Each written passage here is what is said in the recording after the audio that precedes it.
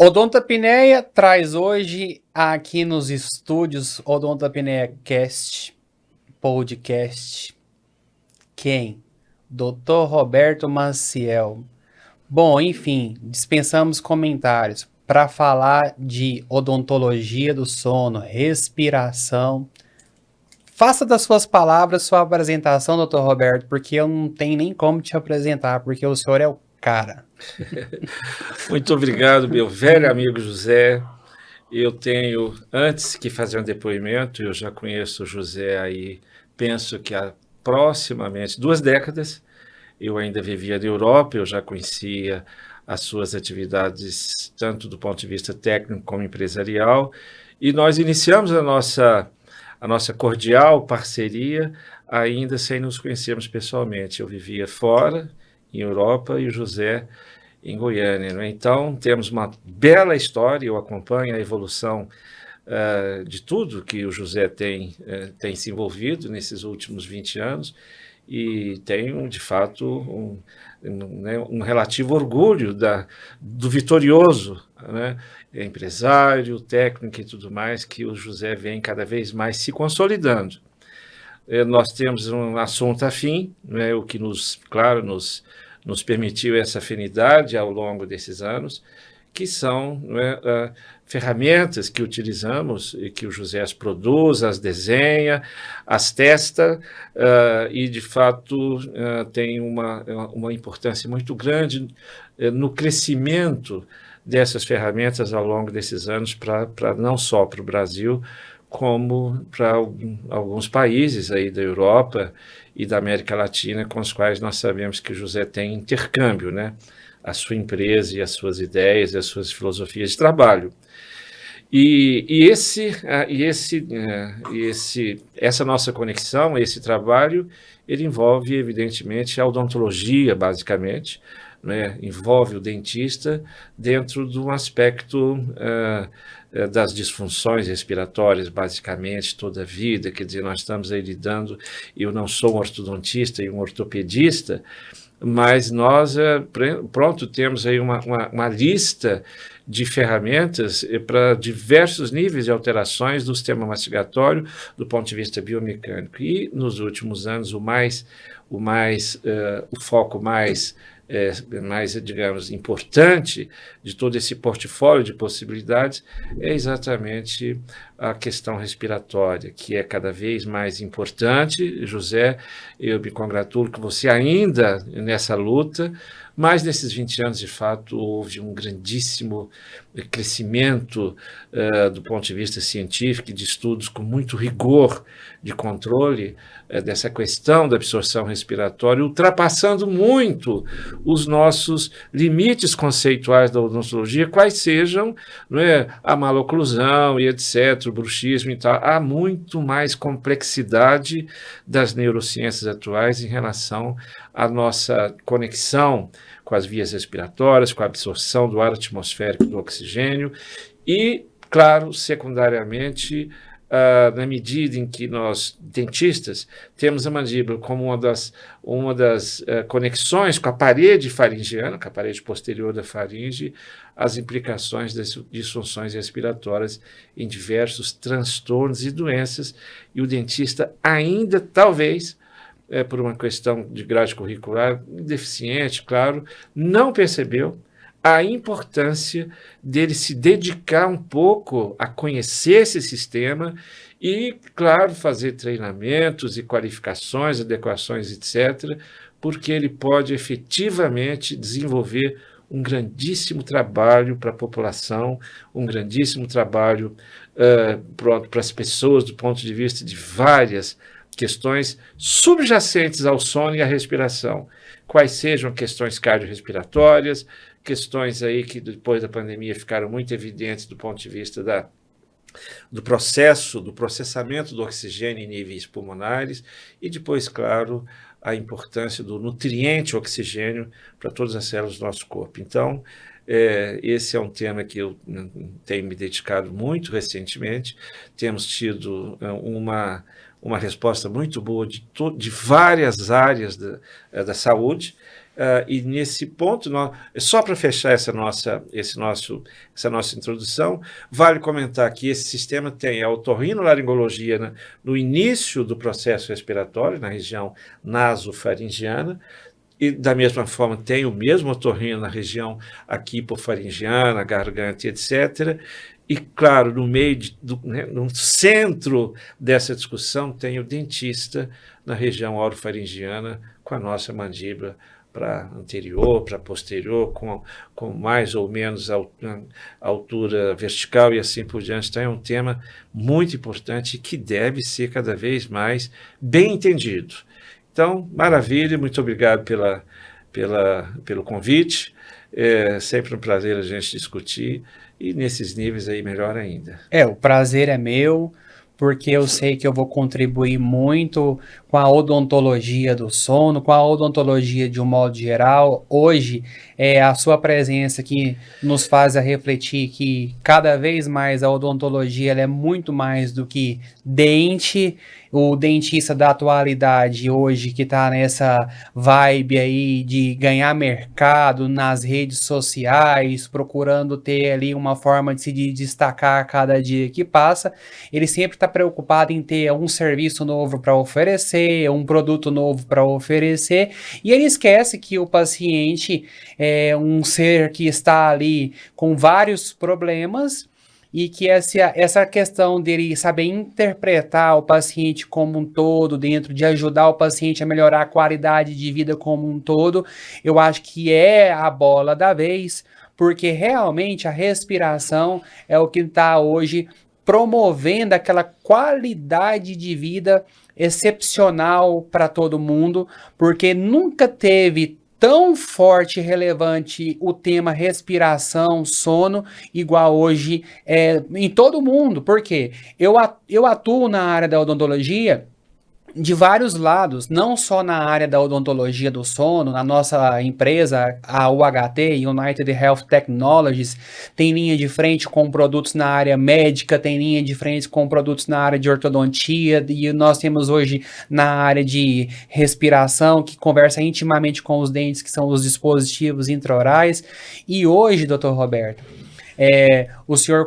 eu considero o senhor como um perito nessa área de ATM, bruxismo, sono. O senhor fala muito de neurociência aplicada a essa parte, e a gente também pode falar aqui hoje 2 dias sobre inúmeras situações aqui que a gente pode abordar nesse discurso.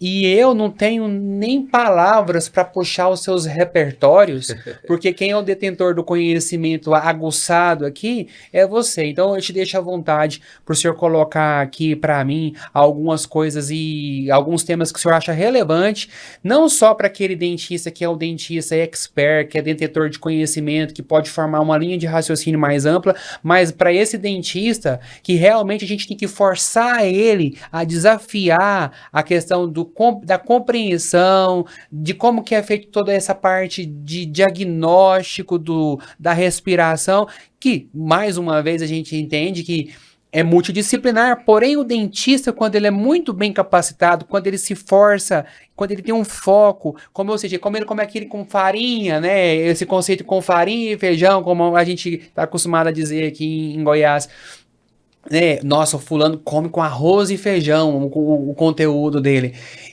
Essa pessoa ela não está medindo esforços para poder ter acesso a esse conteúdo de alto nível, porque hoje, quando você tem um paciente na sua cadeira odontológica e você começa a enxergar a questão até de forma que ele está respirando, na cadeira odontológica você começa ali monitorar a respiração dele, e é barital, que o corpo fala, você já está ali entendendo que o paciente tem um problema respiratório em vigília. Porque você tem um conhecimento, claro, e você já pode identificar isso, e você começa uma anamnese antes mesmo dele perceber que está sendo investigado. Pois. E aí surge o discurso que o senhor vai ali alinhar com a gente, esse conceito que eu acho que é muito interessante. Pois é, José. Então, veja bem, nós percebemos esse mercado. Claro, é um mercado irreversível e muito importante, não é? Esse mercado ele tem que ser gerido da melhor forma possível do ponto de vista da ética com o menor nível de conflitos de interesses. Eu, há muitos anos, desde 30 anos atrás, quando fiz meu primeiro livro, eu tinha uma relação um pouco difícil com as empresas, porque eu tinha muito receio de deixar em aberto conflitos de interesses. Então, desde o nosso primeiro livro, nós colocamos algumas fotografias de vários níveis de aparatologia, de instrumentos e tal, sem nenhum vínculo nem de conhecimento com a empresa. Com o passar dos anos, nós fomos percebendo a grande importância da parceria, tanto da investigação, como da pesquisa, como da clínica básica, com as empresas, porque as empresas produzem e têm investimentos e que, através dos seus investimentos e tal, dá a possibilidade da evolução em muitos setores e tal, que nós, produtos finais, digamos, de diversos tipos de aparatologia, vamos utilizar esses recursos com mais, digamos, metas promissoras de sucesso. Até porque vocês nos dão um feedback para a gente melhorar as nossas tecnologias. Vamos aperfeiçoando. Agora, você vê que, salvo dificuldades de grandes complexidades da indústria da farmacologia, de diversos outros tipos de situações, as empresas têm permitido o crescimento, né, suportando pesquisas e assim por diante. Então, hoje não há conflito. Claro, há uma relação de cordialidade e de muitas vezes de colaboração mútua. O clínico, o pesquisador, o professor, ele utiliza os aparelhos estimulado para isso pela empresa e testa esses aparelhos e oferece o feedback e assim a bem coisa, que dizer, valida, né? Valida e a coisa vai evoluindo. Eu tive por exemplo, há uns 10 anos atrás, uma empresa da Alemanha que colocou, já agora no Brasil, aqui um aparelho de sensores. E eu me lembro bem que quando eu fui solicitado a uma impressão, enfim, uma avaliação, eu fiz ali uma breve e leve ponderação acerca de uma situação de registro de sensores que eu achava que não estava legal. A empresa, com muita responsabilidade, ela recolheu o produto e demorou mais 10 anos para resolver esse problema e hoje está aí, de fato, disponível no mercado. Então, claro, isso... nós temos uma relação de muita cordialidade exatamente com esses aspectos. Há empresas e empresas. É claro que há empresas que querem empurrar o produto e tal, e a gente tem que ter o discernimento de caminhar por aí. Muito bem. A outra coisa, José, é a seguinte. Um médico indiano chamado Malampati, anestesiologista, ele foi fazer os seus estudos na Universidade de Paris há muitos anos atrás, e a tese dele foi estudar pessoas que tinham dificuldade de serem entubadas. Ele como médico anestesiologista. Então ele estabeleceu uma classificação dessa dificuldade. É Malampati ou Malampati? Sim, aí não há problema nenhum. Como melhor entender? Uma é falar em francês, que nós não falamos, para fazer o biquinho, né, e a outra mais do... Não, até porque, assim, dentro do nosso conceito lá, que a gente instrui, né, na nossa metodologia que a gente atua, a gente tem a classificação de Malampati lá, que a gente orienta o dentista. É muito bem colocado isso, porque eu não sabia nem pouco que era indiano, eu pensava que era da Academia da Medicina do Sono. Pois é. Muito interessante a título de curiosidade. Pois é, portanto, a odontologia, a medicina dentária europeia, com base nesses estudos, utilizou esses estudos para fazer novos estudos. Isso era para classificar a dificuldade de entubar o indivíduo. Que legal. E, portanto, o Malampati 13 e o 4 tinham muitas dificuldades, e veja que isso é uma linguagem muito comum no meio dos anestesistas. Eu, por acaso, muito recentemente, estive num grande hospital do Brasil, improvisando na hora, com acrílico e tudo mais, um jeito de avançar a mandíbula para facilitar a intubação numa emergência, né, de cirurgia. Então é isso. Os médicos dentistas, portanto, com base nesse trabalho, evoluíram isso e fizeram pequenos novos estudos para essa classificação nos orientar, nós, aos otorrinos, etc., como é a nossa dificuldade respiratória. Não é? Aí você vem e diz, agora, nesse momento, nós dizemos o seguinte: está muito discutido nesse momento, no mundo científico mais avançado, e nós podemos constatar isso sem muitas grandes avaliações, estamos vivendo um momento de uma dramática fase de distúrbios cerebrais. Há uma decadência da saúde cerebral no mundo todo. E isso tem sido, inclusive, atribuído a uma decadência do processo da energia dos neurônios, da saúde dos neurônios, que tem uma atividade 24 horas por dia, sem parar um segundo. Nós podemos ficar um tempo sem comer, sem beber, etc., mas não podemos ficar nada sem respirar. O neurônio, como ele tem uma demanda energética muito grande, e principalmente à noite, durante o que nós chamamos de sono REM, ele precisa de uma energia espetacular para ele cumprir bem as suas funções. Ele precisa de muita energia da pilha, da bateria que gera essa energia, chama-se mitocôndria. E a base da mitocôndria digamos, a explosão do que nós chamamos de adenosina trifosfato, que é o ATP, que é a energia da vida. E para que ocorra isso, nós somos, portanto, funcionamos de um sistema chamado aeróbico, precisamos do oxigênio obtido do ar atmosférico, então nós temos a via respiratória, talvez como uma das estruturas mais nobres do ser humano, que através dela passa a vida. Agora, entre a absorção do ar atmosférico, do oxigênio, do gás oxigênio, sendo absorvido no processo respiratório nariz, na região nasal, até a sua chegada na célula tem uma grande vida, tem uma grande estrada, tem uma grande trajetória, e com possíveis anomalias nessa trajetória. Vamos considerar que um dos maiores problemas na viagem do oxigênio até a célula está exatamente no sistema mastigatório, na região orofaringiana. Bom, então aqui nós temos que fazer a seguinte consideração. José, não quero me estender muito para a gente discutir, mas só para a gente abrir o diálogo. Há um trabalho muito interessante do National Library Saúde Health dos Estados Unidos, que talvez seja um dos órgãos mais confiáveis, porque ele é bancado por uma estatal, então ele não tem um conflito de interesse das empresas privativas que suportam os trabalhos, etc. Esse trabalho durou muitos anos e ele foi comandado por uma ortopedista e ortodontista de origem latina. Ela é espanhola, mas vive lá nos Estados Unidos há muitos anos, e na Universidade de Stanford, em parceria com dois grandes atuais antropologistas.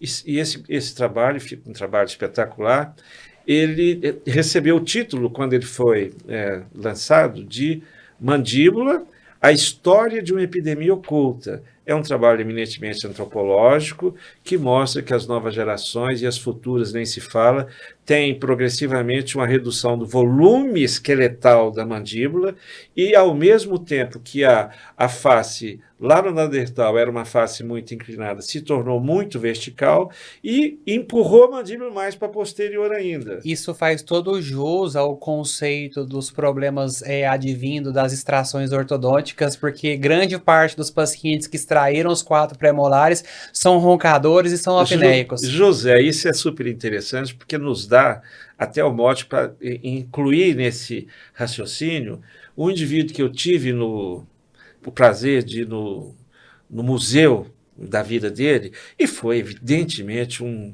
espetacular ortodontista que fez legados espetaculares para o mundo todo, chamado Percival Begg. Esse sujeito é lá de Sydney, de Adelaide, da Austrália, e ele fez o curso com o próprio Angle. E, então ele voltou, a questão é mastigatória, havia na Austrália um costume de alimentos muito fibrosos, com abrasão da oclusal e com abrasão da área de contato proximal, então os dentes encaixavam os 32. Quando ele voltou, já havia uma mudança na cultura mastigatória em alimentos mais refinados, quando ele voltou para a Austrália, e ele começou a ter insucesso ortodôntico nas finalizações dos casos. Então, apinhava, girava o pré e tal, e aí as pessoas já não tinham mais aquele desgaste e tal. Então, para ele parar de ter insucesso, o que ele fez? Extraiu os premolares, fez retração da mandíbula e ainda fez slice proximal. Ele começou no mundo a técnica de Begg, nos anos 20 e 30, que até hoje ainda um certo setor da ortodontia serve. Ou seja, ele reduziu mais ainda, naturalmente que isso não é um demérito para o trabalho dele, mas ele reduziu mais ainda as dimensões das vias aéreas respiratórias. Então, doutor Roberto, não posso dizer nem que é a título de curiosidade, mas é realmente um número que eu vou te colocar aqui, porque hoje a nossa empresa é uma empresa que detém aí grande parte dos números de dispositivos, né, para controle do ronco e apneia produzido no Brasil, por conta do grande sucesso que a gente tem de um dispositivo que tem liberdades de lateralidade. Sim. Isso daqui vem solucionando um problema desses outros dispositivos obsoletos da década de 80, que é aqueles dispositivos que foram construídos improvisados com componentes ortodônticos, e agora a gente tem um dispositivo de equilíbrio anterior, que é uma evolução daquilo ali, com a tecnologia embarcada, controlada por questão de órgão de regulamentação sanitária, que é a Anvisa. Então eles validaram o nosso projeto. E o que acontece? O fato da gente oferecer tanta segurança vem atraindo muito dentista para resolver hoje problemas advindos daqueles dispositivos antigos, como eu já disse, que é obsoleto. Então, dentro desse grande número de dispositivos, a gente pode observar aproximadamente aí uns 25% de casuística com extração de premolares. Isso. Então, o que acontece? Esse grande número de dispositivos que a gente tem hoje controlado, né, com lote de rastreabilidade lote, nos fazem a gente hoje entender que esses casos de extração de premolar foi o grande vilão do problema da apneia obstrutiva do sono, que está totalmente conversando com o que o senhor está colocando aí, com a diminuição do perímetro sagital da mandíbula, né? Sim, e claro, isso associado a padrões de tecidos moles, associados aí ao aumento do sobrepeso infanto-juvenil, enfim, e depois já na faixa etária mais avançada, a flacidez dos tecidos e tal. Só para completar, portanto, o raciocínio do Mallampati, nós dizemos, alguém pergunta, escuta, quem é que tem que avaliar o Mallampati? É tão importante hoje a questão respiratória que se o sujeito vai numa atividade chamada Pilates, é uma atividade física, as pessoas com mais dificuldades têm Mallampati 3 para 4, não acompanham. Se nós vamos numa escola infantil de crianças e tal, as que têm mais dificuldade de aprendizado, de raciocínio cognitivo, ou lá na atividade física, Mallampati 3 e 4, uma oclusão, tem que ir depressa procurar ortodontia. Obstrução nasal, desvio de septo. Sim, dizendo assim, objetivamente em relação à via respiratória. Se você considerar, pega 10 casos de depressão, 9 casos têm insuficiência respiratória. Pega 10 casos de Alzheimer, 9 casos têm insuficiência respiratória. Pega 10 casos de demência, os 10 têm deficiência respiratória. Ou seja, está chegando a uma conclusão de que a questão é chamada epigenética, porque o processo respiratório ele vai atuar na célula, e na célula, no núcleo da célula onde mora o DNA, isso pode ser modificado pela insuficiência do oxigênio e assim por diante, uma série de variáveis, nutrientes e tal, e o indivíduo desenvolver doenças. As doenças começam com transtornos de comportamento, né? O indivíduo tem mais dificuldades e uma série de variáveis, ele tem mais fatores de risco para o desenvolvimento de doenças e tal, o organismo torna-se mais fragilizado. Hoje existem questionários para a gente avaliar qual é o nível mitocondrial de uma pessoa, para a gente já começar lá na base a entender que a cardiopatia que ele tem, de repente, é porque não respira apropriadamente. Agora, temos que ver onde é que é o setor do bloqueio. Pode ser nasal, existe aqui é o território da otorrina, existem muitas anomalias e alergias, etc., que localizam-se ali. Pode ser na hipofaringe? Pode. Agora, por estatística, a grande maioria da dificuldade respiratória está exatamente na relação da mandíbula com a parede faringiana. Isso está de acordo com um volume grandíssimo de adolescentes, de crianças e tal, não tem a suficiência respiratória. Que vão ser roncadores apneicos. Que vão ser roncadores, ou não, porque as pessoas dizem, mas meu filho não ronca, mas ele é Mallampati 3. Tem o atleta, isso todos os dias a gente observa. Semana passada, um atleta no vestiário, antes de entrar em campo, caiu morto no interior de São Paulo, jogador de futebol. Todos os dias tem. Agora, essa base, ela não é observada. O dentista pode fazer um grandíssimo contributo, e eu vou até sugerir que a empresa Odonto Pinéia desenvolva um pequeno e-book, alguma folheta, alguma coisa, um protocolo de orientação, porque isso nós chegamos num momento de gravidade total. A partir disso, nós vamos ver quais as ferramentas nós temos como disponibilidade para a gente interferir nesse processo. Essas ferramentas, elas vêm desde o CEPAP, né? Há um conflito de interesse natural e temos que ter um bom discernimento para isso. Já há países como Estados Unidos que colocam o CEPAP numa criança com maior oclusão, com 5 anos de idade, em criança, o que é uma tragédia. Eu mostro os vídeos, né? Enfim, o que é terrível. Doutor, o teu curso, o senhor explana de fato, porque assim, o nosso podcast ele não tem um tempo muito grande, e o Dr. Roberto ele tem uma carga assim que eu acho muito importante, até do ponto de vista que quem é credenciado no sistema Odonto-Apneia e que é criterioso e quer melhorar o seu protocolo de atuação na odontologia respiratória, do sono, saber também bastante sobre o discurso de ATM, bruxismo e outra coisa, o Dr. Roberto está com um discurso agora muito bem assim colocado na área de neurociência, aplicada a toda essa questão respiratória, que eu acho também fundamental, porque isso aí é uma evolução, você saber associar tudo isso daí e fazer um bolo do mais altíssimo nível para contribuir com a qualidade de vida do paciente. Então, o dentista não é um dentista qualquer. Hoje ele oferece um atendimento do mais alto nível quando ele é o detentor de conhecimento, quando ele consegue envolver todo esse conteúdo aí que vai ligar uma coisa com a outra e falar, agora sim eu estou entendendo por que disso, daquele outro, porque tudo começa ali e tal. Enfim, temos hoje a grande oportunidade de fazer com que você obtenha todo um conhecimento dentro de um prazo de tempo que é proposto pelo Dr. Roberto nos seus cursos de formação. Conta pra gente também, Dr. Roberto, você tem um lançamento do livro, tem como colocar a imagem do livro que ele vai lançar aí na tela? Com a editora Napoleão, que é um livro que fala sobre o novo bruxismo, distúrbio neurológico funcional. Explica sobre esse projeto, doutor. Pois é, então, nesse livro, inclusive, nós temos uma referência a esse aparelho. Se você me permite, só para fechar o raciocínio, ô José, então, entre as ferramentas que estão disponíveis na medida em que essa situação foi identificada e foi diagnosticada, com todos os recursos no rigor, os exames complementares apropriados, os exames de imagens das vias aéreas e medidos com os processos de cefalometria, as leituras dos exames polissonográficos na medida da classificação, da seleção e prescrição seletiva, né? Você tem pessoas que têm que ter o padrão 1, essa pessoa tem um perfil, tem uma alteração cardiorrespiratória, tem um histórico familiar, enfim, então tem que ter. Aí nós temos a possibilidade de fazer controle do nosso trabalho com os aparelhos tipo 4, tipo biologia que você até comentou, o Watchpad e outros, enfim.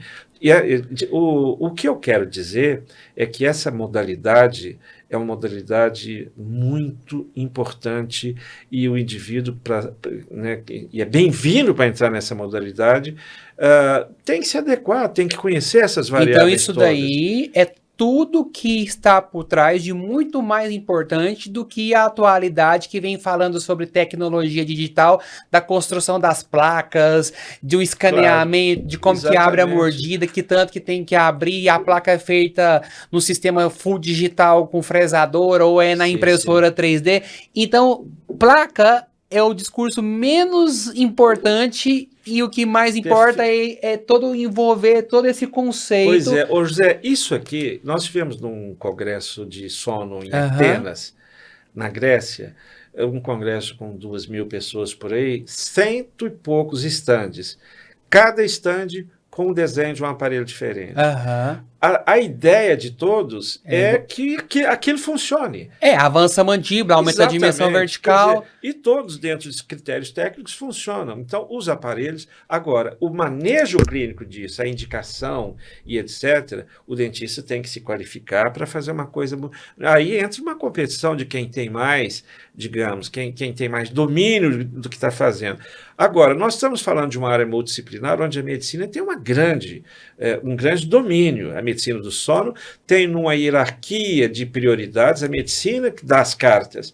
Então, nós temos que dialogar com muita frequência com os médicos, e na medida em que, por exemplo, uma alternativa das ferramentas que é o CPAP, em numerosos casos não oferece a resposta, a meta necessária. Então nós temos que ter alternativas e discutir isso com os médicos. Você veja agora, depois da pandemia, os estudos que mostram que o aparelho, o CPAP, que cada vez está mais espetacular, o CPAP, BIPAP, CPAP. Todos, mas o CPAP para o Mallampati 4, o indivíduo tem um fator de risco gravíssimo para desenvolver fibrose pulmonar, porque na medida que ele tem que ter uma calibração muito grande, e na medida que ele rompe a obstrução da garganta com aquela pressão altíssima, ele explode lá no alvéolo pulmonar. Então ele vai gerar uma microinflamação, e aí tem todo um processo depois da fibrose. E processo bacteriano também, porque se aumenta muito o duto, o paciente nós estamos falando, não higieniza muito bem aquele equipamento.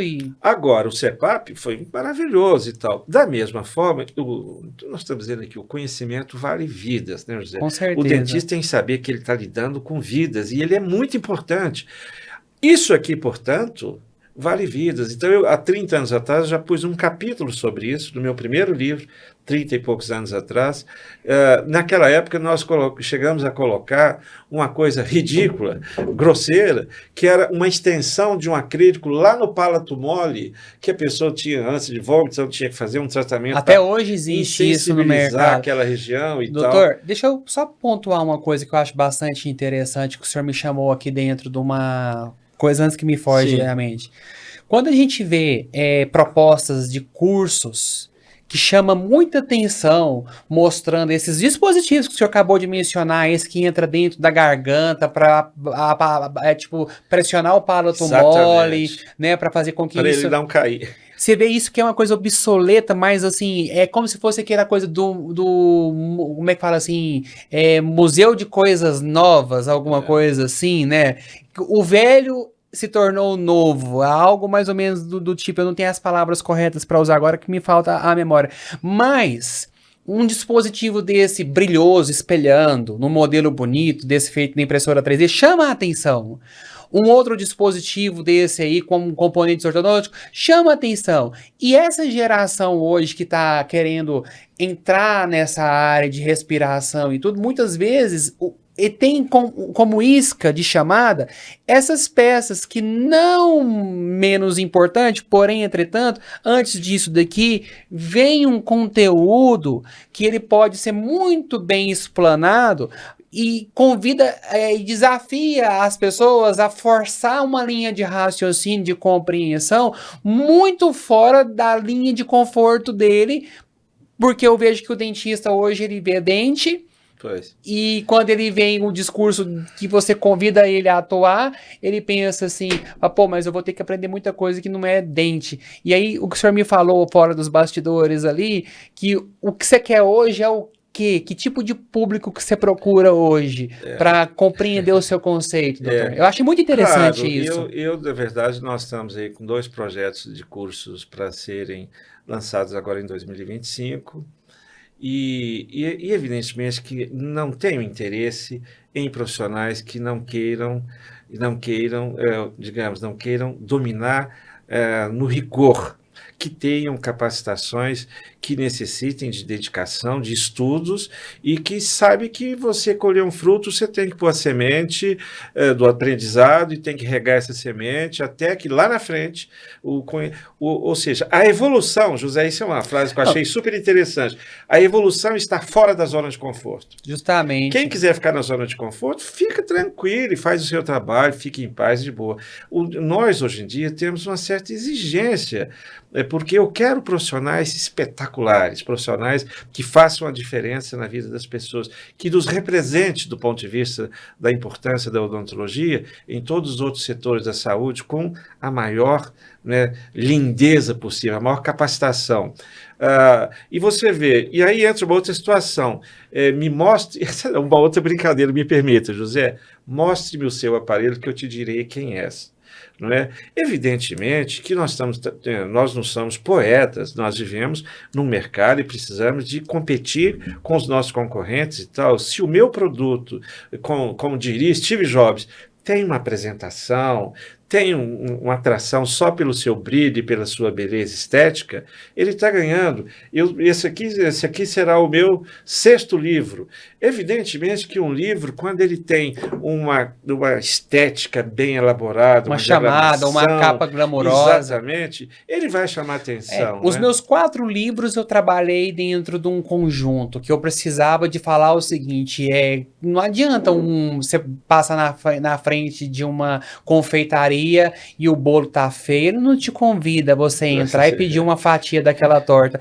Da mesma forma, nós vivemos uma época da estética negra que tinha as capas tudo bonita com letra prata e capa preta bonita, depois nesse mesmo tempo você viu que vendia mesmo era a estética da capa, nós vivemos a época do DVD, do CD, o que vendia era a capa, as músicas eram horríveis e o que vendia era a capa, então hoje ainda continua se vendendo isso, mas eu acho, doutor, que a gente tem que despertar essa nova geração, e não só a nova geração, mas pessoas criteriosas que buscam odontologia de excelência, é que eles têm que ter uma certa malícia do que está por trás da beleza, porque nem tudo que reluz é ouro. Lógico. Isso já é velho, é um ditado muito antigo. Então, se eu for hoje dentro de um discurso que é bom, bonito e barato, e que é rápido, que amanhã, dentro do discurso imediatista, eu já vou estar atuando com excelência, não existe esse negócio de para ontem já tá ganhando dinheiro.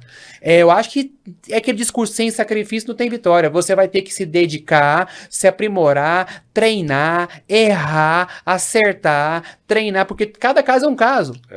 Então o senhor vai ter que realmente estar dentro de um discurso aí de critério, né? E o seu posicionamento na odontologia sempre me atraiu, porque a gente sempre conversou dentro do discurso critério, você sempre me espanou da questão comercial, sempre teve dentro do discurso de critério, e eu falo, doutor, por que realmente a gente hoje tem que atrair um público de pessoas para o nosso projeto que quer realmente critério? É um público difícil, as pessoas não querem isso, e eu fico pensando assim, gente, mas é o público fiel meu, que segura o meu negócio, que faz as minhas coisas andarem, são aqueles criteriosos, esses que chegam dentro do meu projeto e que ficam, e que não abandonam fácil. Olha, foram inúmeras pessoas no passado que adentrou ao meu sistema, que adentrou ao meu conceito, e fez um caso, e nunca mais fez nenhum. E hoje os criteriosos que ligam, que discutem, os que perguntam, tem aí casuística enorme, tem 200 casos, entendeu? Então é esse público que eu acho que é interessante mesmo. E eu convido todo mundo. Exatamente, José. Eu convido você, que é dentista, a entrar dentro de um discurso de desafio. E o desafio, ele tá no topo, onde tem uma plaquinha escrita assim: aqui tem um criterioso, ou seja, se tem um criterioso, ele é um profissional de sucesso. O professor Roberto Maciel, ele é convidado a todo momento. Antes de entrar aqui, ele estava me mostrando no celular dele o tanto de convite que ele tem para congresso, para palestra, para apresentar, para atender pessoas importantíssimas. São vários os profissionais que têm clínicas odontológicas no Brasil, renomados, que ligam para o Dr. Roberto e falam assim: professor, eu vou pagar uma passagem para o senhor vir aqui amanhã, de primeira classe, atender governador, não sei quem, não sei da Flórida, não sei da onde. É esse tipo de pessoa que sempre está te procurando para que você vá lá resolver um problema para ele. E por que essa pessoa, muitas vezes, não teve um momento de abordar esse conceito? Porque ele enxerga que o senhor tem esse critério, tem detentor do conhecimento, e o senhor que vai lá resolver o problema. E que futuramente, quando o senhor morrer, quem vai ficar no seu lugar para resolver esses problemas, professor Roberto Maciel? Tá bem que eu vou morrer aos 125, né? Mas nós já estamos formando, José, felizmente, um bom grupo de seguidores, né? Pessoas que chegaram com alguma expectativa de que a partir de segunda-feira, e hoje é sexta, estou fazendo aqui um curso, segunda-feira eu já estou trabalhando, e nós fomos organizando essas pessoas e tal, hoje são grandes parceiros. Tem um grupo aí bom de colegas aí de vários estados e de vários países, né? Nós temos aí algumas interessantes possibilidades de que tenhamos cada vez mais o suporte com empresas importantes para que todos cresçam, todos estão publicando, todos estão, na sua grande maioria, exclusivamente fazendo isso, fazendo com muito rigor, com muito critério e tal, e envolvendo todos os fundamentos que um trabalho sério e um protocolo sério exigem. O nosso trabalho ele é transparente, assim, junto com o médico, junto com as pessoas e tal, e esse é o caminho, porque estamos vivendo, talvez, o momento mais delicado da história da saúde. Não há uma certa credibilidade em absolutamente mais nada, não é? Ou seja, há um conflito entre vender medicamento, entre internação, entre cirurgias, há uma desconfiança generalizada por parte da população, enfim, e isso vai daqui a pouco filtrar. E me fala um pouco da inteligência artificial também, que veio para somar de uma forma positiva ou talvez negativa. Não, a inteligência artificial ela é irreversível, evidentemente, não é? E ela tem um grande espaço, ela vai ocupar um grande espaço cada vez mais, e inclusive vai afastar muitas mãos de obra. Mas ela funciona com algoritmos. Não estamos falando dentro do discurso de diagnóstico nessa área respiratória Pois e tudo, porque vai fazer uma polissonografia, não vai precisar nem do técnico mais. Nada, é tudo assim. Né? Agora, tudo que funciona por algoritmo é preciso que a gente esclareça que quem faz a inteligência artificial é a inteligência humana. A inteligência humana tem uma mediação emocional, não é? Então, quando nós temos aí uma grande fatia da sociedade que tem, tem uma expressão emocional nesse momento fragilizada. As pessoas estão com níveis muito frágeis emocionais. Então, as novas gerações têm dificuldades, muitas dificuldades. Os adultos também. Então, portanto, correm muito para os medicamentos antidepressivos, etc. Então, em que pese a inteligência artificial tenha uma precisão matemática em muitas situações, e nós temos que ter a inteligência para aproveitar a inteligência artificial e usá-la, existem ainda algumas situações que o indivíduo precisa de um profissional que seja apenas um ser humano, para entender que do outro lado também tem apenas um ser humano, com todas as suas...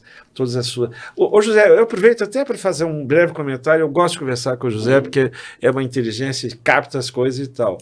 Nesse momento, a medicina, por exemplo, da Alemanha, que sempre foi muito avançada, tem como filosofia o que chama-se de biografia da biologia. Então, eu vou analisar um indivíduo que está com 40 anos de idade, tem depressão, ou tem câncer, ou tem Alzheimer. Eu vou examinar esse indivíduo e eu vou ver a biografia da sua biologia a partir do útero.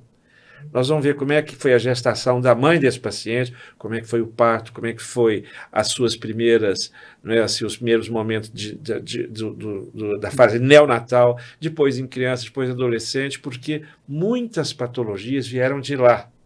E se nós não entendermos isso, aqui na consequência, no efeito, nós não vamos entender nunca. Não é? Isso vale para uma série de situações. E aí, o grande avanço absolutamente espetacular, e aqui, José, eu não tenho absolutamente nada contra a medicina clássica. Muito pelo contrário, maravilhosa. Chegou em níveis espetaculares e tal. Mas tem mais, hoje ela pode ser muito mais encorpada, porque são 5 eixos fundamentais para a nossa vida.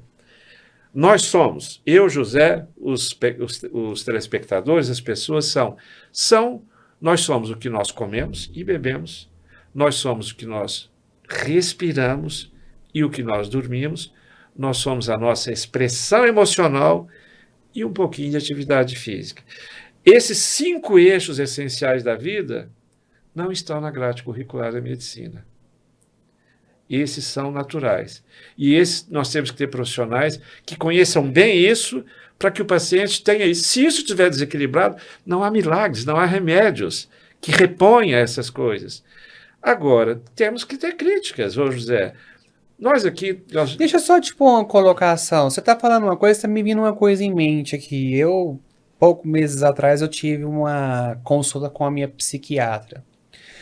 E ali ela estava me perguntando como que eu respirava, como que era a minha respiração, que ela queria que eu aprendesse a respirar de uma forma correta para eu aprender a ter paciências para me lidar com as coisas do meu dia a dia, né? Sim. E eu falei, cara, mas o que isso tem a ver? Ela queria que eu me policiasse durante todo o dia como que eu estava respirando para eu criar uma nova forma de respirar intercalada. Eu não entendi muito bem o conceito que ela queria, porque na hora eu já fiquei um pouco meio assim...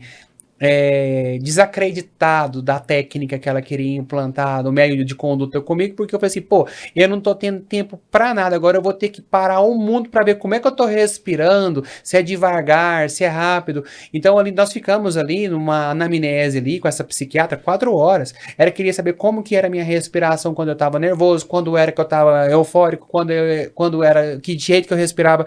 Eu falei, então tá, eu vou parar o mundo para mim fazer toda essa análise, eu vou anotar quando eu tiver, agora estou respirando assim, aí eu vou criar todo ali um relatório para te trazer, para você saber que tipo de conduta que você vai ter para abordar o meu problema. Enfim, o que você está colocando aí agora desses 5 pilares aí e da respiração, e só essa respiração, ela vai abrindo muita raiz para muitos conceitos, para muitas coisas, dentro até mesmo das medicinas alternativas, indianas, chinesas. E aí cada um vai ter que escolher para que lado que vai ter que ir. Mas dentro da medicina tradicional que você falou, para essa outra agora, que é a... a medicina, né? A medicina é biologia, essencialmente. Muito bem. O nosso curso agora, por exemplo, um curso de 10 meses, online, depois 1 ou 2 presencial em São Paulo, ele chama-se Biologia Clínica, Bases para Medicina e Odontologia Integrativa. Quando nós juntamos os 5 eixos, nós estamos falando de integração, e isso está em todas as medicinas de todo o mundo, tanto a clássica oriental, a medicina chinesa. Então, essa dicotomia de a nova odontologia biológica, não, isso não existe. Existe a mesma odontologia e a mesma medicina, claro. Agora, diante de todos esses pacotes, cabe ao profissional agora juntar as peças. O câncer é uma tragédia nesse momento. Vai chegar um momento que, segundo consta, de cada 4 pessoas, 2 terão. Agora, o câncer é uma doença epigenética, e por isso se entende, ela não é genética. 1% é genético, 99% é epigenética, depois da genética, ou seja, o câncer, como muitas doenças, elas são associadas ao nosso estilo de vida. Como que a gente dorme, como que a gente respira. Quando nós falamos de biologia, da biografia da biologia, é saber se a criança, quando era bebê, se ela respirava bem, se ela tinha alguma respiração e se isso gerou alguma questão nos seus neurotransmissores, nas suas sinapses e tal. Se isso afetou alguma área cerebral que corresponde à personalidade, que corresponde à expressão emocional, que corresponde ao cortical e sensorial. Mas eu te faço uma pergunta que, de repente, um telespectador que está assistindo a gente vai perguntar, mas isso não é uma viagem muito grande para a odontologia? Seu modo de enxergar? Não, absolutamente. Isso envolve neurociência? Não, isso envolve bases biológicas que deveriam estar em melhores, digamos, disponibilidades das áreas básicas. Todos nós estudamos isso. Só que nós estudamos com o professor que era dentista e fazia um bico no fim de semana para dar uma força e ir lá falar de histologia. Ele não era histologista. Então, quer dizer, há uma deficiência muito grande. Ô, José, só para você ter uma ideia, você conhece o doutor Zacarias Ranu, de Goiânia, todo mundo conhece. Uma celebridade nacional hoje em dia, eu tenho muito carinho, porque ele foi meu cliente lá nos velhos carnavais, e somos amigos até hoje. O doutor Zacarias Ranu aprovou, há 15, 20 dias atrás, agora em janeiro, final de janeiro, uma lei aqui no Brasil. Ele é deputado, para quem não sabe, a título de curiosidade, o Dr. Zacarias é um deputado, né? federal. Isso. Aprovou agora uma lei de que a partir de não sei quando, acho que ainda precisa de alguma assinatura, todas as faculdades de medicina do Brasil serão obrigadas a ter uma disciplina chamada genoma. Sabe quando é que começou a disciplina genética? Perdão, genoma não, genética. Quando começou a disciplina genética lá nos Estados Unidos, nas 50 faculdades de medicina? Em 80. Não, 1970 e pouco, 60 e pouco e tal. Bom, em 80 eu tinha... Bom, então, se a medicina brasileira até hoje não tem uma cadeira chamada genética, e a grande maioria, hoje se sabe das doenças, tem um envolvimento genético na sua... estuda genética na especialidade dentro de algum discurso, né? Quer dizer, então, nós estamos mal. Quer dizer, então, juntar essas peças não é difícil, Zé. É que temos que ter boas escolas, bons professores, boas entidades privativas, mesmo que seja para oferecer boas pós-graduações, e tem que ter a boa vontade a vontade, a gana do profissional em ser um profissional de ótimo padrão, né? Pronto, mas quem quer ser o empregado da prefeitura, tudo bem, tem a sua necessidade e tal, faz ali o seu arrozinho com feijão, tá ótimo, é assim mesmo. O que às vezes me frustra um pouquinho, José, é que nós temos uma juventude brasileira, principalmente na odontologia, linda, inteligente, com o cérebro prontinho para ser profissionais tops do planeta inteiro. Não pode se contentar e ficar dando um brilho ali no dente. Sabe o que eu carrego dessa conversa que nós tivemos aqui? Eu fui servir o exército em 99. E todo dia, quando terminava ali nos últimos 40, 50 minutos ali da instrução militar, a gente fazia o TAF na porta do quartel e tinha uma frase ali de fora a fora, enorme, escancarada. Somente os fortes chegarão ao final. Então eu traduzo essa frase para dentro do conceito que você acabou de transmitir agora, que os jovens da odontologia, que é o futuro, né, da odontologia, eu penso o seguinte: somente os dentistas que realmente desafiarem, se autodesafiar, né, a vontade de entender mais a fundo, de uma forma científica, o que ele está fazendo, não de forma técnica, porque as faculdades de odontologia, com a mais baixa qualidade que está tendo de ensino hoje, porque virou altamente comercial, acho que não tem um telespectador que está me assistindo aqui que não vai concordar comigo que faculdade de odontologia hoje é literalmente comercial. O professor mal remunerado, ele vai ali para poder, né? Ele não vai ensinar ali, porque de repente nem ele mesmo sabe como é que ele vai ensinar. Claro. Então, o que chega pra gente hoje na nossa empresa são profissionais que você tem que qualificar. Você tem que pegar a mão do cara, atravessar a rua e falar assim: nosso dispositivo é assim, para você conseguir vender algo para ele, e depois aos poucos você vai conseguindo colocar ele no trilho. Porém, entretanto, para não fugir aqui da minha linha de raciocínio, eu faço o meu desfecho da seguinte maneira. O dentista que se interessa em entrar na área hoje de odontologia do sono, ele tem que pensar e entender que ele não está entrando em odontologia do sono, ele está entrando na área respiratória, dentro de um conceito multidisciplinar, e ele é um coadjuvante dentro desse esquema ali. Não, ele pode até ser o gestor de tudo isso. Com certeza, mas desde que, completa para mim, claro, desde que ele esteja qualificado. Qualificado, e ele tem que qualificar, ele tem que entender que a estrada ela é um pouco longa. Sim. E ela pode ser mais longa ainda a partir do momento que ele entender que aquela frase do Sócrates lá, que ninguém é capaz de aprender quando está convencido do que já sabe. Então, se você afundar cada vez mais a cara dentro do aprendizado da área de respiração, você não vai ser mais um dentista que atua no dente, você vai ser um cara da respiração, você vai ser um Roberto Maciel do futuro, você vai ser o cara que vai agregar valor e vai ser convidado a nível mundial para ir resolver as buchas respiratórias, porque o cara quer que você vai lá resolver um caso complexo no consultório dele, para ele ver o que você faz, para ele depois replicar aquilo lá. Mas você é a referência e você vai vender aquilo ali pelo valor que você precificar. Você que sabe quanto custa o seu conhecimento. Mas tudo tem um ponto de início. Então, o ponto de início fica aqui o convite, que odontologia do sono não é uma marca odontopneia, não é um dispositivo lá que é feito com parafusinho ortodôntico, não é vamos falar sobre também outra área que é o bruxismo, parte de DTM, não é uma placa placa de acrílico, isolante oclusal de acrílico, do nylon, das impressoras 3D ultra moderna. Existe todo um conceito que o profissional ele tem que entender. O network dele profissional tem que estar muito calibrado, porque é aquele discurso. Como é que é o negócio que o senhor falou?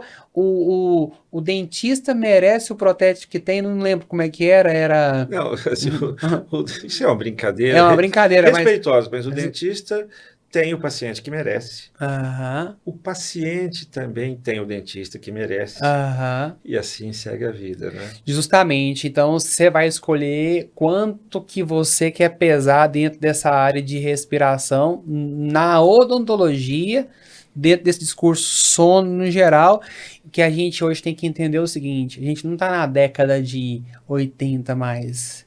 A gente está num patamar muito elevado, com muita alternativa, com muita tecnologia, e isso, para essa geração atual agora, é dentro de um discurso muito prazeroso, porque é muito entusiasmante, a gente se entusiasma muito usufruir de tecnologia.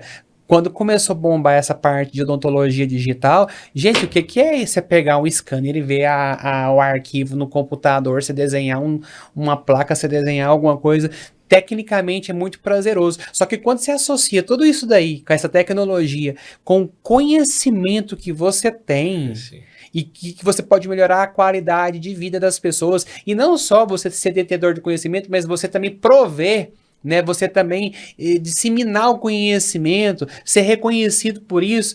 Então, assim, eu acho que é muito importante ligar todos os pontos aonde o dentista da atualidade ele precisa de boas pontes para poder se tornar um profissional no mais alto calão. E hoje nós temos aí um material que está formidável, que é o material que o Dr. Roberto Maciel, professor, disponibiliza, e eu quero fechar isso daqui, essa chamada do podcast Odontoapneia, porque foi totalmente diferente essa edição da passada, do nosso primeiro, que a gente falou muito sobre dispositivo intraoral, e aqui a gente mostrou que vai muito mais além, ou seja, a odontologia do sono, a respiração vai muito mais além do que uma odontologia tradicional. Ela vai dentro de um discurso desafiador, né, doutor Roberto?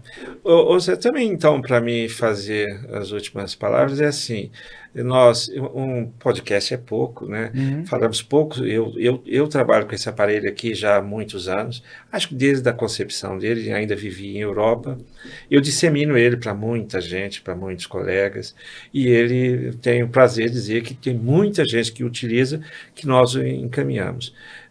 E ainda continuo, porque é um tipo de modalidade que tem todo dia novidades, pessoas novas com novos aparelhos e tal, mas eu ainda permaneço, porque sei bem a prática clínica real em relação a conforto, a uso, a eficiência e tal. Não falamos nisso, mas deixamos em aberto para uma próxima vez, que será um grande prazer. Uma único podcast é pouco para nós conversarmos, mas fica também a mensagem de que talvez os dentistas, há um grande momento muito complexo no mundo todo, não é só no Brasil, mas há alguns bem assim, bem, não vou dizer sábios, mas que têm uma expectativa bem razoável das projeções de vida, de que dizem que talvez os melhores anos da odontologia estão chegando e que talvez os dentistas têm que ter uma certa atenção para ficarem atentos, porque já chega o ponto da virada, não é? E isso significa que nós teremos que estar muito felizes com a nossa profissão, felizes com as nossas capacitações, com os nossos níveis de reconhecimento por parte dos colegas e dos profissionais, e por parte dos pacientes, né? Então, fica aqui uma mensagem, eu estou agora exatamente com 40 e tal anos de profissão, fica uma mensagem final de sucesso, de gana pelo conhecimento, vamos, digamos, alicerçando essa estrada com coisas sérias, bem rigorosas, e muito sucesso para os colegas todos no seu papel importantíssimo na vida das pessoas. Obrigado, José, pela participação. Maravilha. Que isso, eu fico super agradecido e não tenho palavras para poder te agradecer, porque o senhor saiu do Rio de Janeiro especialmente para vir aqui, tá participando aqui desse podcast com a gente. E eu termino aqui o podcast Odonto Apneia dizendo que a hora é agora, é sinônimo de pegar o bonde andando.